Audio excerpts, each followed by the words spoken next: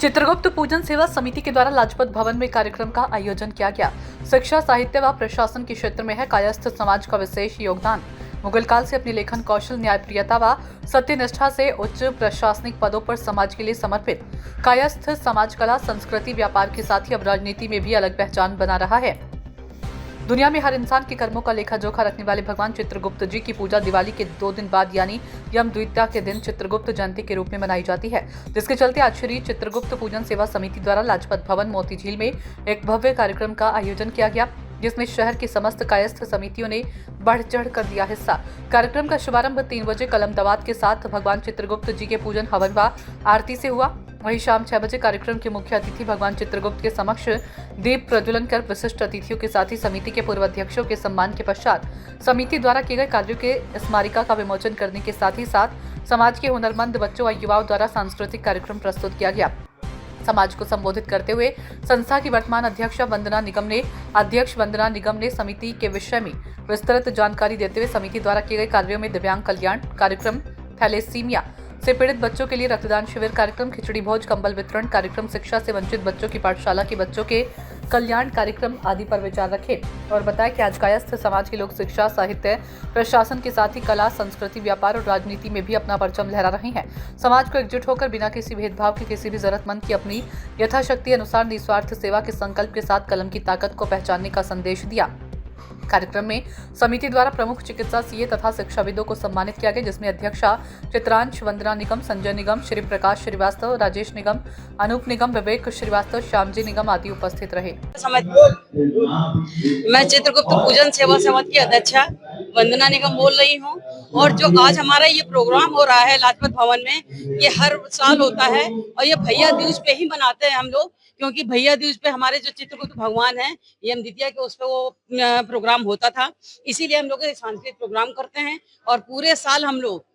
सेवा कार्य करते रहते हैं, चाहे कम्बल वितरण हो, चाहे खिचड़ी का काम हो, चाहे गरीब बच्चों के लिए कपड़े हो या गरीब कन्याओं की शादी हो, इस तरह के हम लोग प्रोग्राम करते हैं और हम लोग ज्यादा से ज्यादा सेवा भावना के उसमें ही रहते हैं कि सेवा करना है। अपने समाज को हम लोग एकजुट रखना चाहते हैं कि हमारा समाज जैसा हर समाज वर्ग एक अलग अलग होके अपना एक गुट दिखाता है, उसी प्रकार से हम लोग भी समाज को एक साथ करना चाहते हैं और हमारा समाज हर क्षेत्र में इस समय परचम फैला रहा हो, चाहे वो शिक्षा जगत से हो, चाहे वो संगीत से हो, चाहे वो कला से हो, किसी भी क्षेत्र में हो, हर जगह वो परचम फैला रहा है। शिक्षा जगत में तो नंबर 1 में वैसे भी रहता है।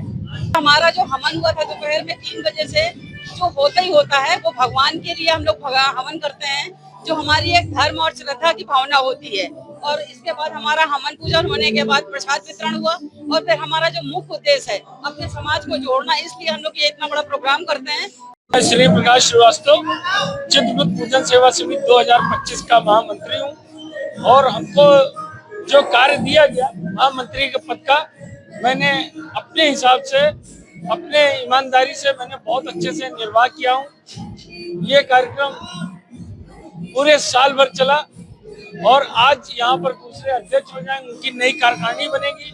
अब आज के बाद से दूसरे महामंत्री, दूसरे उपाध्यक्ष, दूसरे अध्यक्ष नियुक्त किए जाएंगे और जैसे पूरे साल भर शिक्षा से वंचित बच्चों की पाठशाला चित्रगुप्त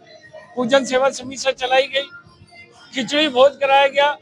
कंबल बांटे गए, वृक्षारोपण कराया गया। अभी आप लोगों ने कवरेज किया था थैलीसीमिया से बच्चों का रक्तदान शिविर